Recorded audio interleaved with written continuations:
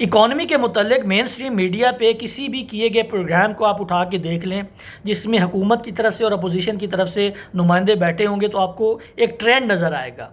موجودہ حکومت تمام بلیم ماضی کی حکومتوں کے اوپر ڈالتی ہوئی نظر آئے گی، اور کرنٹ اکاؤنٹ ڈیفیسٹ کا ذکر کیا جائے گا۔ تمام ناکام پالیسیز کا جو ذمہ ہے وہ ماضی کی حکومتوں کے اوپر ڈالا جائے گا، قرضوں کا ذکر کیا جائے گا، اور معیشت کو مصنوعی طور پہ سسٹین کرنے کی بات کی جائے گی۔ اس کے مقابلے میں اپوزیشن کی طرف سے موجودہ حکومت کے لیے گئے قرضوں کی بات کی جائے گی، آئی ایم ایف کے پاس جانے کے فیصلے میں جو انہوں نے ڈیلے کیا اس کی بات کی جائے گی، اور ٹیکس ریونیو میں جو کمی آئی ہے اس کی بات کی جائے گی۔ تو آپ ایک کنکلوسیو قسم کا تاثر نہیں قائم کر پائیں گے کہ پاکستان کے موجودہ معاشی مسائل کی وجہ میں کتنا حصہ موجودہ گورنمنٹ کا ہے اور کتنا حصہ ماضی کی حکومتوں کے اوپر ڈالنا چاہیے، اور کتنا کریڈٹ ہے جو کہ ریکوری کے لیے موجودہ حکومت کو دینا چاہیے، اور کتنا کریڈٹ ہے جس کا حصہ ماضی کی حکومتوں کی طرف جانا چاہیے کہ ان کی لانگ ٹرم پالیسیز کا فائدہ اب ہماری اکانومی کو ہو رہا ہے۔ اس موضوع پہ بات کرنے سے پہلے دو بنیادی فاؤنڈیشنز ہیں، دو بنیادی اصول ہیں جو کہ آپ نے سمجھنے ہیں۔ پاکستان کی اکانومی کو سمجھنے کے لیے یہ دو بنیادی چیزیں ہیں جن کو آپ نے ہمیشہ اپنے ذہن میں رکھنا ہے جب بھی اکانومی کے متعلق کسی پروگرام کو سنیں یا اپنی کوئی رائے قائم کرنے لگیں۔ پاکستان جیسے ممالک کی اکانومی کے بارے میں کہا جاتا ہے کہ یہ بوم اور بسٹ سائیکل پہ چلنے والی اکانومیز ہیں۔ اردو میں بہت زیادہ ثقیل ہو جاتی ہے یہ والی ٹرمز، اس کو کساد بازاری کہتے ہیں یا گرم بازاری کہتے ہیں۔ اس کو یہ سمجھیں کہ پاکستان میں کوئی بھی جو اکنامک پروگریس ہوتی ہے وہ سسٹین نہیں کر پاتی۔ مثال کے طور پہ مشرف صاحب کے دور میں پاکستان کا اکنامک گروتھ ریٹ 6% پہ چلا گیا،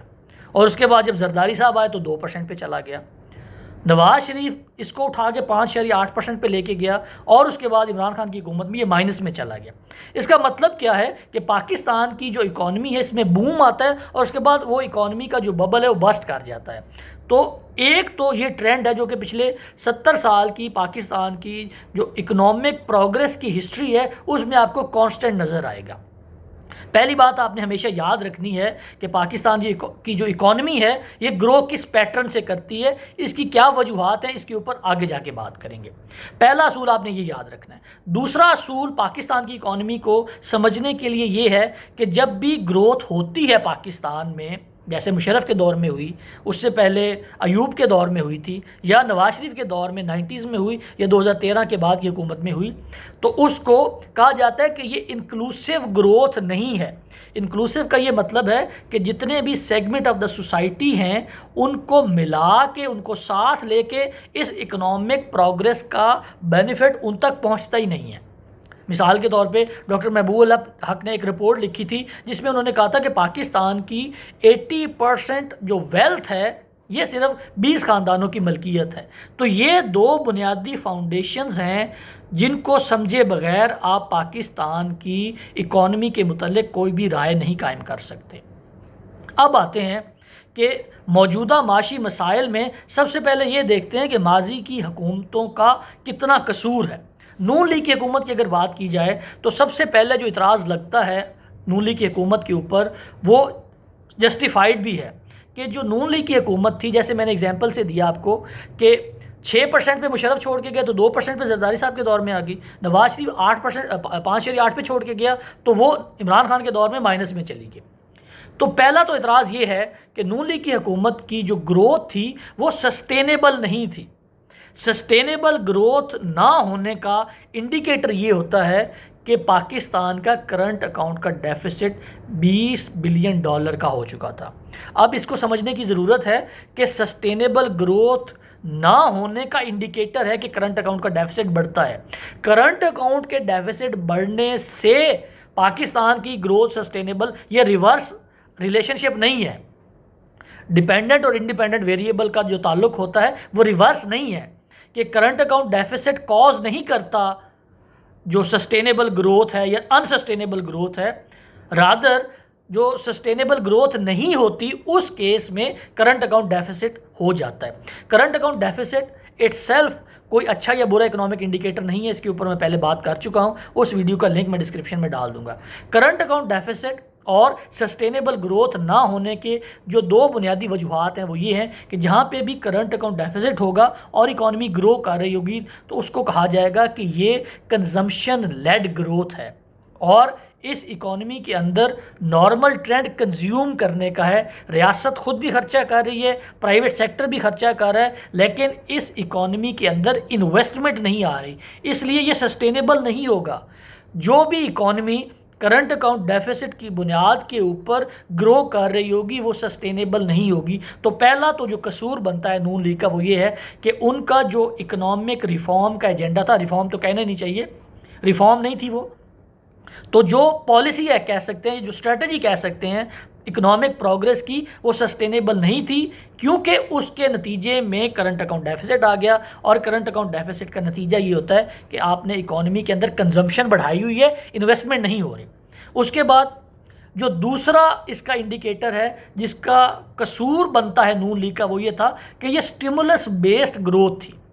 آپ اپنی اکانومی کے اندر پیسہ انجیکٹ کر رہے ہیں جس سے سٹیمولس کریٹ ہو رہا ہے، کنزمپشن بڑھ رہی ہے، جیسے ہی وہ سٹیمولس آپ نکالیں گے تو آپ کی اکانومی ڈھہ جائے گی۔ پھر اس کا مطلب ہے کہ آپ نے سسٹینیبل جو اکنامک پالیسی ہے وہ نہیں بنائی، آپ صرف شارٹ ٹرم کی گروتھ اچیو کرنا چاہ رہے ہیں۔ اس کے بعد جو ایکسچینج ریٹ کے متعلق اسحاق ڈار کی پالیسی تھی وہ صحیح تھی، لیکن اس کے اوپر اتنا ریجڈ ہو جانا کہ تقریباً 3-4 سال آپ نے ڈالر کو 3-4-5 روپے کے رینج میں رکھا، تو اس کا مطلب ہے کہ آپ نے ایکسچینج ریٹ کو جو کرٹیل کیا، اس کا نتیجہ کیا نکلتا ہے؟ اس کا بائی ڈیزائن نتیجہ یہ نکلتا ہے کہ جب آپ کے اکانومی کے اندر ڈالر سستا ہوتا ہے تو آپ کی اکانومی میں امپورٹس بڑھتی ہیں، کیونکہ اگر آپ نے کوئی چیز $1 کی منگوانی ہے تو آپ 102 روپے دے دیں گے، تو اس کا مطلب ہے کہ ڈالر سستا ہے آپ کی اکانومی کے اندر، تو اس لیے امپورٹ زیادہ ہوں گی۔ مفتاح اسماعیل اور بعد میں شاہد خاقان عباسی کی حکومت نے اس کو تھوڑا سا ریلیکس کیا اور 110-12 تک وہ لے گئے، کیونکہ وہ یہ چاہ رہے تھے کہ امپورٹس کو کم کیا جائے۔ جب آپ ڈالر مہنگا کریں گے تو اس کا مطلب یہ ہے کہ آپ کی جو اکانومی کے اندر امپورٹس آ رہی ہیں وہ کم ہو جائیں گی، جیسے موجودہ حکومت نے کیا کہ جو چیز $1 میں پاکستانی روپوں میں 122 روپے کی مل رہی تھی، جب وہ 160 کی ملے گی تو امپورٹس کم ہونا شروع ہو جائیں گے۔ تو تیسرا جو قصور بنتا ہے وہ یہ بنتا ہے کہ آپ نے ڈالر کو سستا رکھا، اپنے پاک روپی کو زیادہ سٹرونگ رکھا، جس کی وجہ سے امپورٹ زیادہ ہونا شروع ہو گیا آپ کی اکانومی کے اندر۔ اس کا ایک بیلنس بنا کے آپ کو رکھنا چاہیے تھا۔ اور جو چوتھا قصور بنتا ہے ماضی کی حکومت کا، خاص طور پہ نون لیگ کی حکومت کا اور اسحاق ڈار کی اکنامک پالیسی کا، وہ یہ ہے کہ انہوں نے پاکستان کے اندر انٹرسٹ ریٹ کو کم رکھا۔ اب انٹرسٹ ریٹ کم رکھنے کی کیا امپلیکیشن ہے؟ اس کی 2 امپلیکیشنز ہیں۔ پہلی امپلیکیشن تو یہ ہے کہ جب پاکستان کے اندر انٹرسٹ ریٹ کم ہے تو اس کا مطلب ہے کہ پاکستان کے اندر سے پیسہ کارپوریٹ سیکٹر کے لیے لینا سستا ہے، 7% پہ 8% پہ اگر کیپٹل اویلیبل ہوگا تو کوئی بھی بزنس مین، کوئی بھی کارپوریشن یہ چاہے گی کہ وہ زیادہ سے زیادہ لون لے اور اس کو اکانومی کے اندر انجیکٹ کرے، پھر یہ سٹیمولس بیسڈ جو آپ کی اکنامک گروتھ ہے اس کی طرف جائے گی بات۔ تو پہلا تو اس کا فیکٹر یہ ہوتا ہے کہ جب آپ نے انٹرسٹ ریٹ کم رکھا، پاکستان میں کیپٹل کی جو پروویژن ہے، کیپٹل حاصل کرنا سستا رکھا، تو آپ نے وہ سارا پیسہ کارپوریٹ سیکٹر نے بینکوں سے اٹھا کے اکانومی کے اندر ڈالا، پہلا۔ تو اس کا امپلیکیشن یہ آتی ہے انٹرسٹ ریٹ کم رکھنے کی۔ دوسری امپلیکیشن یہ آتی ہے کہ جن کے پاس پیسہ ہوتا ہے پرائیویٹ سیکٹر میں، وہ بھی بینک میں نہیں رکھتے، کیونکہ انٹرسٹ ریٹ کم ہے تو وہ بھی اکانومی کے اندر لگتا ہے۔ تو اس کا مطلب ہے کہ آپ نے مجبور کیا پاکستان میں موجود پیسے کو کہ وہ اکانومی کے اندر انجیکٹ ہو، اور پاکستان میں ایک سٹیمولس بیسڈ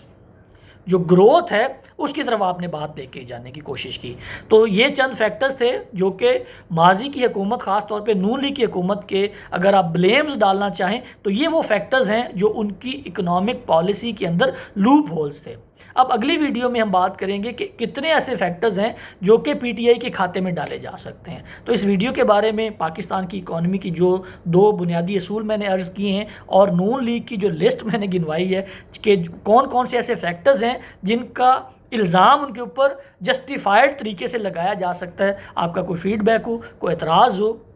یا آپ کو لگے کوئی ایسی بات ہے جو میں نے خلاف واقعہ کی ہے تو فیڈ بیک سے ضرور آگاہ کیجیے گا۔ Thank you so much.